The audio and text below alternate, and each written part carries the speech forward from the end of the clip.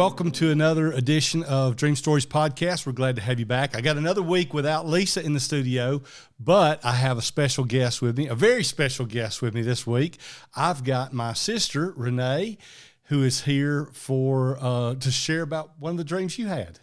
I had a good one. Yes, she did. So we're looking forward to taking some time this morning as we're recording.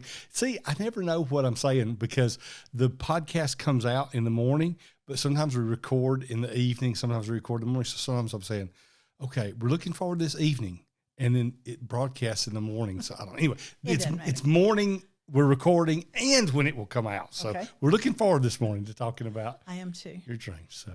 So this is the first time I've got you recording something and talking about things in a public way. But we've had Amanda, your daughter-in-law, on, and maybe some of the other family.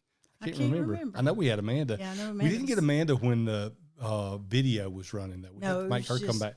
Audio. Yeah, we'll have to make her come back and get on film. Yeah, that's what I told her. She needed to come back.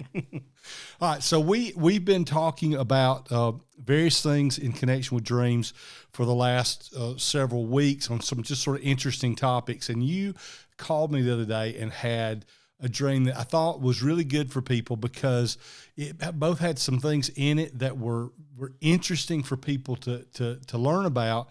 And it was really, really significant for you, but it was one of those kind of dreams that I think people have a lot but don't talk about, which is a dream that seemed very scary or uncomfortable in the beginning, just waking up from the dream, but then understanding it changed it completely. So I thought it'd be really cool to talk about it. You want to just share and tell the dream first? And then Sure. First of all, I very seldom dream. If I dream, I don't remember it. But I remember, it's been about 3 weeks, but I remember this dream vividly, every minute of it. I've not forgotten one thing about it. Mm-hmm. And that's significant to me, that I haven't forgotten anything. Excuse me. But in the dream, I was in a place that was frozen, completely frozen, but it was a playground.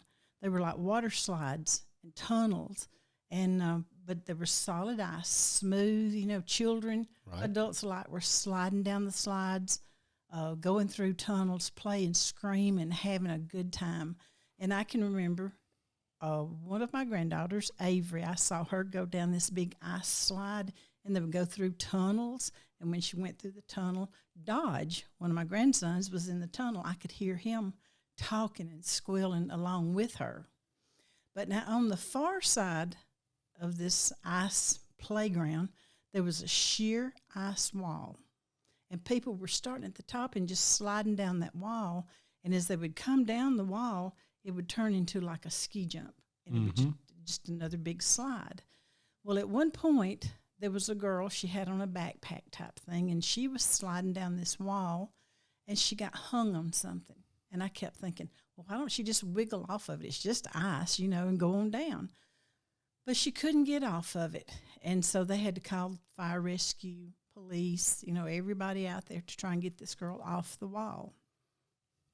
Well, as she was hanging there and the rescue people were there, I turned suddenly, just turned to my right. And as I turned to my right, I was totally transformed. I was turned into a beautiful, it was me, but my hair was long and rolled back like they did like in Scarlett O'Hara days, And I had on a blue velvet evening dress off the shoulder, long sleeves, and had a long trail behind it. And there was a staircase. Now, the staircase was suspended, had no rails, nothing holding it up, and it was curved. And I started up the stairway, and all of a sudden, I'm getting choked up. Mm-hmm. I felt like I knew that there was something waiting on me up there. And as I ascended the curved stairway, I held out my hand, and like I was waiting for somebody to maybe take my hand. Well, when I got to the top of the stairway, it was a bed laying there, and it was black. And I thought, why? What is this, a black bed? Well, suddenly I saw a figure move on the bed. Mm-hmm. And it was more like an emotion. I felt it more than saw it. And I had my hand out, and this figure raised his head. And I took my hand and I cupped his face very gently. And when I cupped his face, again, it was more like an emotion. I could see eyes, but I couldn't see eyes. I felt it more than saw it. And he looked up at me and he said, Renee, I love you. And I looked down at him and I said, I know you do. And I love you too. Yeah. And that's how the dream ended. Well, when I woke up, I was laying there in the bed and I thought, oh, wow, that was very emotional to me. I thought, I'm not going to remember this in the morning. I'm going to lay here and I'm going to think about it for a while. And as I recalled the dream over and over before I went back to sleep, every time I got to that part, it was just so emotional to me that I lay there and tears just flowed every time I would think about this being saying, Renee, I love you. Yeah. But that's it, basically. But I've never, it's been about 3 weeks since I had it, and I've not forgotten one thing. What I think is interesting is you talking about trying to not remembering your dreams a lot. So realizing you needed to remember that dream and you wanted to remember that dream and going back through it and sort of crying each time you reached that same point. And when you told it to me on the phone that day, you were crying, trying to tell me that point. And then here we are 3 weeks later. And when you go through that point in the dream, seeing this person on the bed, you're still, if you're watching, you know she's tearing up. If you're listening to it on the audio version of the podcast, that may not know, you're still tearing up and doing. I mean, I think you did pretty doggone good not to burst out completely crying. I have. Yep. So it's really neat. And what I love too is that, you know, it seems like that dream, and this is one of the reasons I told you some of the things I did about it. We'll get to in just a minute, but every time you share that dream, it almost feels like you relive it. And every time, because when you were telling it to me on the phone, you could feel the emotion of sharing the dream, and the emotion builds. The first part of the dream doesn't carry as much emotion as the second part does. And then today, same thing. You could see that emotion building as you're sharing it.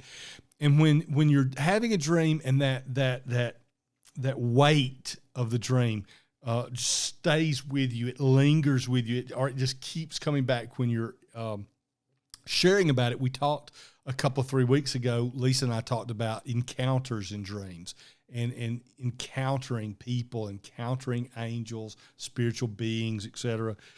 When you're having an encounter like that, it's often that weight you're feeling is what part of what is telling you the difference between a person in the dream just being a metaphor. Like last week, we talked about some celebrities, some movie stars and musicians that were in a young man's dream.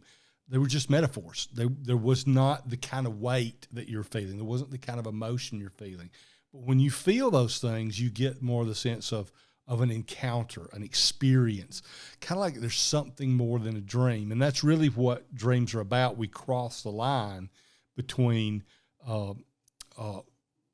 life, reality in the world, and the spiritual dimension. It's like, it's almost like science fiction. You cross through a doorway into another dimension, not the Twilight Zone, but into another dimension. So it's really neat. Now, help me out. So as we work our way through it, because we've already talked about it and I sort of know some things and what I told you about it, but help me out. When you woke up, it was deeply emotional, but the dream also worried you. What were you thinking about that dream when you first woke up?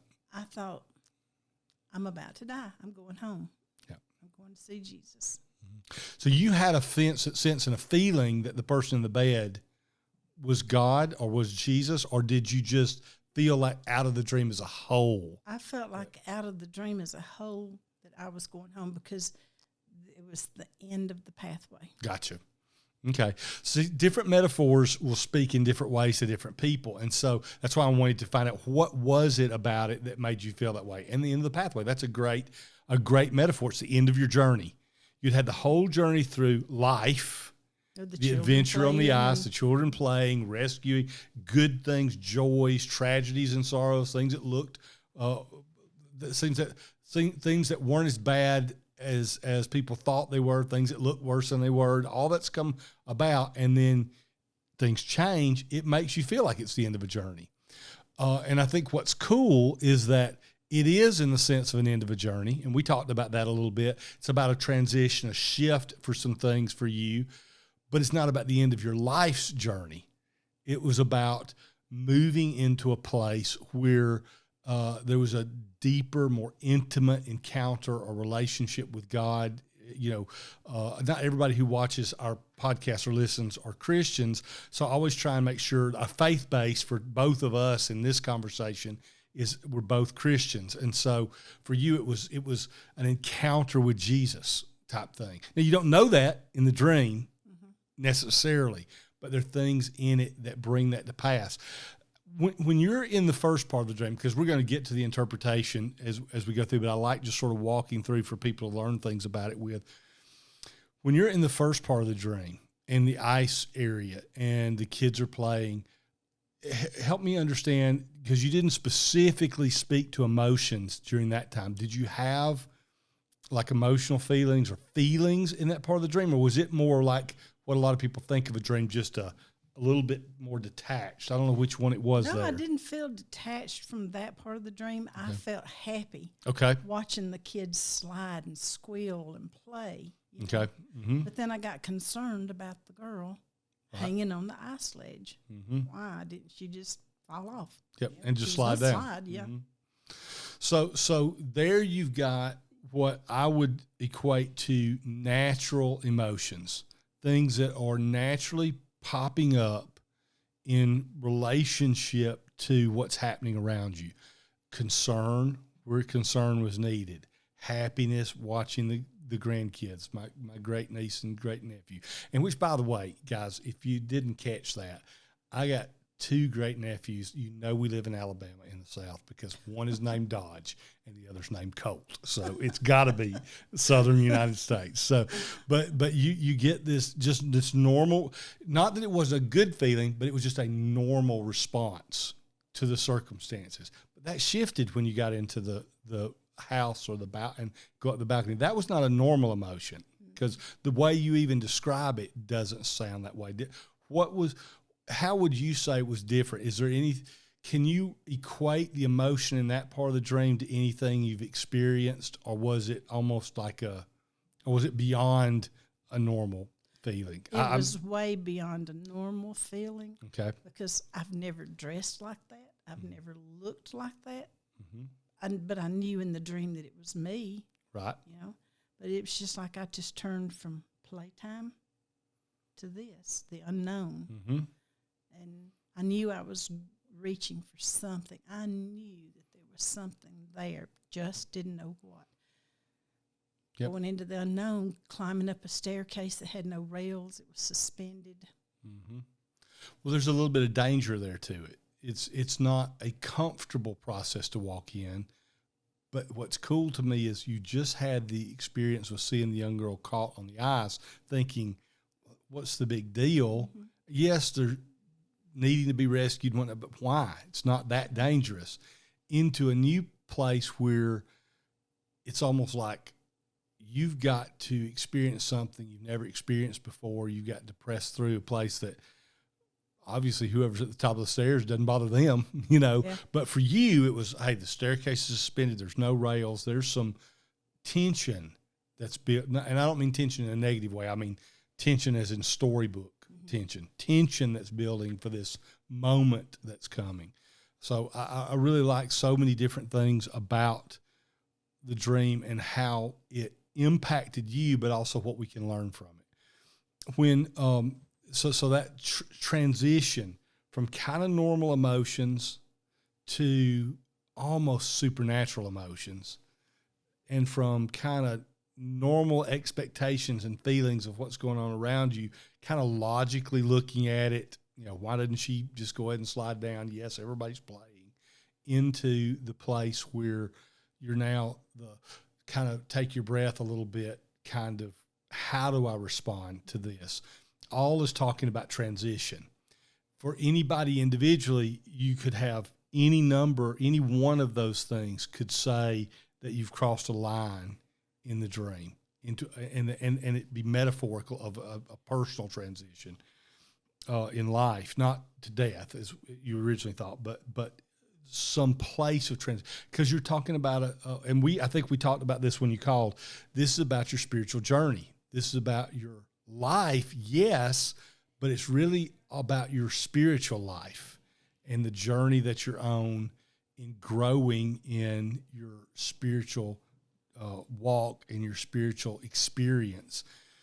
And of course, by the time I get to it, because we want to look at every piece of it when we're doing it as a podcast, everybody's already figured out what happens at the end and who it is that's there and why it's important, because we've given the little clues. But you might be surprised. But yeah, but you had no clue in the dream. And even waking up, you have no clue how significant that is, because you start with just basic stuff. What was it about the first part? Because I'm gonna push this just a little bit further, and then we're going to come to the real heart of it. But what was it about the first part of the dream? The emotions were more natural, normal. The wasn't as, I guess you might say, elegant. It was a normal setting, except for ice. But what was it that stood out to you? If you picked one or two things in that first scene, what stood out? The first scene was, you know, these water slides that you go and, okay, this is what it was kind of like, but they weren't high up on stands. They were built into the ground, and everything was just smooth as glass, you know, and there were a lot of color, blues and purples. Yep. In that. Okay. The colors of the ice, but except that wall. Now, the wall was more red. Right. Okay, and that's where the person got caught.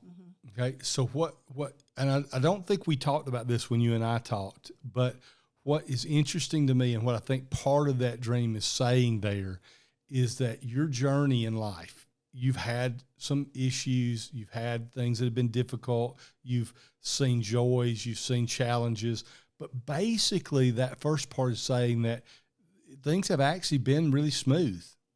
They may feel difficult, but the imagined risks are probably have been greater than the actual risks. The girl who is really not in as much danger as maybe she thought she was on there imagines the danger being bigger than it is, because you can see it from the outside.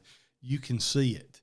Yeah, it's not as big a deal. And part of what that tells you is where you've been, the things you've been going through, the things you've been dealing with, they're probably not as big as they feel like they are. I can't remember specifically what we talked about that first part of that dream being directly. What did we talk about? You talked about being a period in my life, you know, where I had fun, I had good times, but it was time to move on to something more serious. Right. So see, this is another thing I want people to understand. Every time you hear a dream, every time you share a dream, it's like peeling an onion with dreams. Every time you're looking at it and asking your creator for understanding of the dream, which is how we approach it, you get little pieces, little layers of understanding. And I think that first one, you know, it's been fun, it's been enjoyable, you've had responsibilities, but it's a new season. It's right.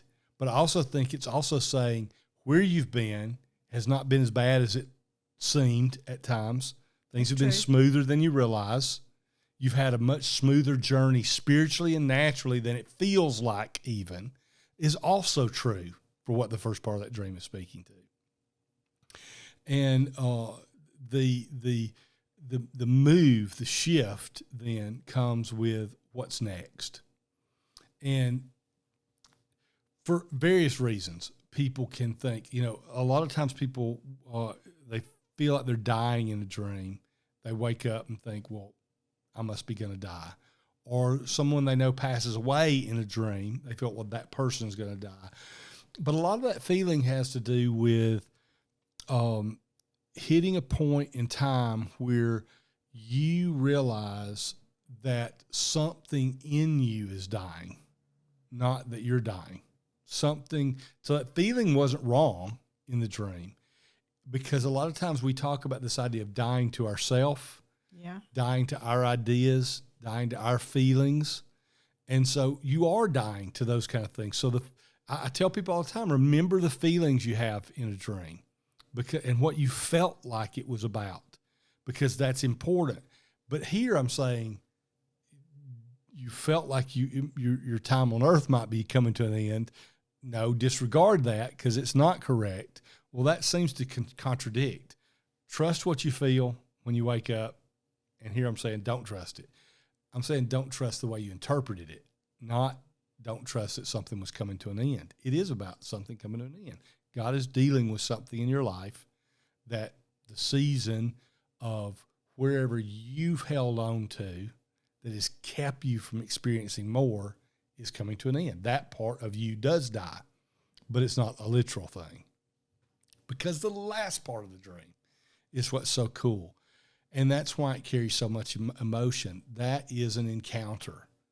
That's an experience with your Creator. With, for us, that's an experience with Jesus.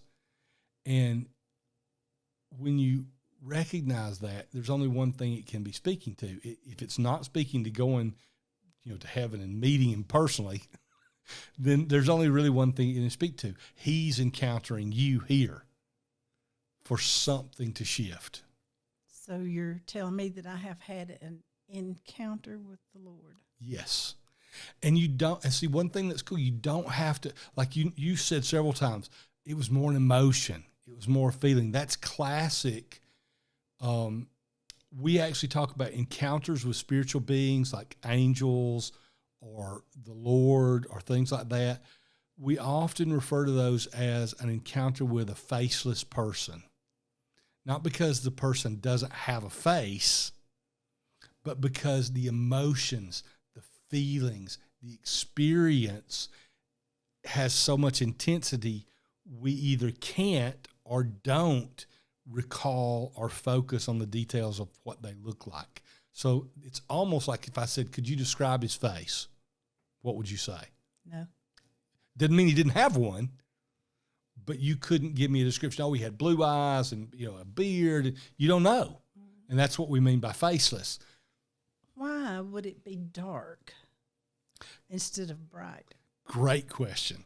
We have a tendency to assume that dark means bad and that light means good. There's a reason for that. 1 John, for Christians, 1 John says God is light. Mm-hmm. So light and color, we've talked about in some other podcasts, comes from God, and we expect light and color to be reflective of things that are of God. However, every metaphor has a positive and a negative. And we have multiple meanings, but there's positive meanings and negative meanings. And so every metaphor can be good or bad. Snakes aren't always bad. For example, in the Bible, when the children of Israel all got bitten by fiery serpents, there was a snake lifted up on a pole, and that snake represented healing, not death. Mm-hmm. So every dream, because I use snakes because everybody thinks snakes are bad in dreams. So every symbol has a positive and a negative. So black or darkness is another one of those places where we assume it's a negative. But there is teaching in the Bible that says God surrounds Himself with deep darkness. And what it means is if you're light and you're perfect light, then anything you draw near to you is going to be dark or darker than you are. So if He surrounds Himself with deep darkness, He said He surrounds Himself with everything He's created. He wants it near to Him, but it's darkness compared to Him. Okay? So we have that. Then we have the just metaphorical meaning of black or dark things. And that is, yes, it can be evil or it can be negative, but it can also be veiled, hidden, something waiting to be revealed. And that's what it is in this kind of a dream. You're walking into the situation and the bed's dark, it's black, those sorts of things. But what's in the midst of it? The light, the person, the man, the being that's there. And I bet I know the answer to this. When you saw the person in the bed, did your focus leave the black bed and go to the person, or did you stay aware of the black bed? No, it went to the head. Okay. Yep. Because I saw him before I ever touched him. He raised his head. And that's when I touched his face. Okay. So what I hear then is when his head raises in this dream, the black bed didn't matter anymore. Mm-mm. Yep. It's for all practical purposes, it may as well not have been there. So that is the idea of something hidden, because you didn't even know there was anybody in the bed to start with, No. is revealed. And so that is a metaphor of black. What's veiled coming unveiled. So for you, that has to do with your encounter means that your experience with God is moving into a dimension and a place where things that have been veiled in the past are going to be more real in the present. Oh, wow. So That's awesome. it's cool. And it talks about moving into a deeper spiritual journey, a more intimacy. The bed is a metaphor about intimacy. The careful, gentle touch to the face. It's romance. It's and not necessarily sexual romance. It's about, though that's not necessarily a bad metaphor. Song of Solomon's full of stuff that we probably wouldn't want to read the kids sometimes, because it's just very. Those are metaphors and pictures, but the cupped hand, it's this gentleness and romance of deep care type thing. And so what you're seeing is all of those things are pictures of things have been ordinary, probably easier than you thought they were, and they're about to move into extraordinary.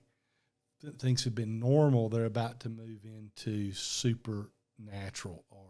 And that doesn't mean like signs and wonders and stars falling from heaven and stuff. That's about something internal, a shift that's going on in your relationship that becomes more personal, more intimate with your Creator. And that's really what the whole dream's about. So, not dying. We had we sing a song at church called "I'm a Child of God," and there's a verse or a line in there. It says, "You knew me in my mother's womb. Love has called my name." Yeah. We were singing that right after I had this dream, and the rest of the service, I just sat there saying, "Love has called my name." Yeah, love has called my name. That's it. And it didn't have to be verbal. See, that song's a metaphor, and it was very real. It was beyond just a dream. The metaphors in the dream led you to something that was very real, very personal, and very not dream dimension, real world impact. And that's why the song carries the meaning it did. To hear it right after, it affirms, or as Christians would say, it confirms. That's what I felt like. It was a confirmation that love had called my name, because he did. He called my name, and he said he loved me. Yep. So good. Oh, I love it. Amen. I love it too. It's great. Well, we're out of time. I told you were all worried about would we have enough to talk about for 30 minutes. I told her, I said, we never have to worry about that. I talk enough to cover that. So, but we're out of time for this week. Let me just remind everybody, thanks for joining us. Like, share, subscribe, all that kind of good stuff. But also going to remind you this week that coming up in the next couple of weeks, we have another Dream mentoring program starting. We have 3 different levels of dream mentorship. If you're interested in that, if you want to learn more about interpreting dreams, you can go out to our website, mydreamstories.com, and there'll be a button or a place up at the top of that screen, that first page of that screen that says Dream Sim classes begin April 22nd or something like that, I think is when it is. You can click on that. If you're watching this after those classes have already started, watching a replay of it, then we have those classes about once a quarter. We do about 3 terms of those a year. We have breaks in between them that take up the 4th quarter. But there's a little bit of a cost to it, but we spend 12 weeks going over dream interpretation and the principles and just working with you and giving you recorded lessons, small group, Zoom video chat time, and then exercises and activities to work through to help you with dream interpretation. If you're interested in those, check out the website. We'd love to have you join us for one of our new series of classes. Otherwise, we've ended up with almost no time left. I think Lisa will be back with us next week. And until then, keep dreaming.